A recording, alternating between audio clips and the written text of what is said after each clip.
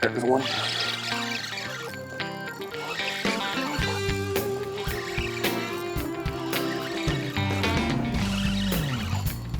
I think it's just a little bass.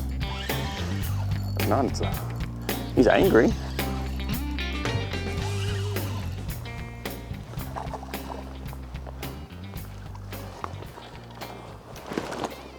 Oh, perfect example right there. So here we are, wheeled up on this point. I picked up something a little smaller just to see if we could get a bite. This little smallmouth, he grabs it right before it goes to the bottom. So here, that being said, immediately I pull that fish in the boat, and you can see what he spits out. So there is my first clue on what exactly they're eating and what I need to be doing. Exact perfect color combination that I need to be doing it with. To pay attention to details like that, and it'll actually help you put more fish in the boat. I just happened to catch that fish on a shad, a shad bait instead of a crawl, so I'll definitely be tying on a little jig here in just a second and getting back to work with that. You can see that there's shelves as it comes off the rock. When those shelves come off, there's little gravel pockets in between each one of them. I'm able to pick up every one of those gravel pockets and put my jig in there.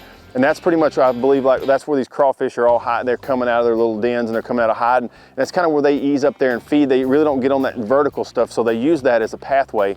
And that's basically where the fish will feed, and that kind of, basically, it's just another way to put your tools to use for you. And that's what, that's what it's all about. So if you're investing in some glasses or if you're investing in a good jig, all those tools come together whenever they, the right things line up, and that's perfect example of what we're doing here right now.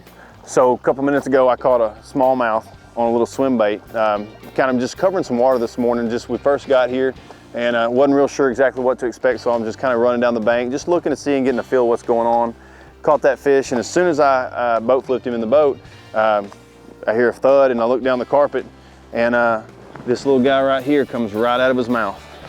Obviously the fish are they're feeding on the crawfish. That's an exact crawfish, so I go straight to my box and dig out a jig to mimic what I'm seeing.